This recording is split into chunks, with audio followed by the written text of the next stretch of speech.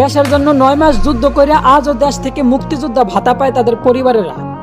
অথচ বছরের পর বছর নিজের দেশকে রেমিটেন্স দেওয়ার জন্য যুদ্ধ করতেছে প্রবাসীরা। সেই প্রবাসীদের লাশটাই নাকি ইউএস বিমান বহন করতে পারবে না।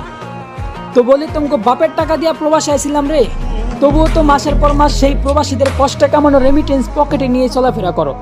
সব প্রবাসীরা মিল্লা যখন তোমাদের ওই ইউএস বিমান বয়কট করে দিমু, তখন দেখবো ঠোঙ্গার মতো খালি বিমান আকাশে ওরা কি করো।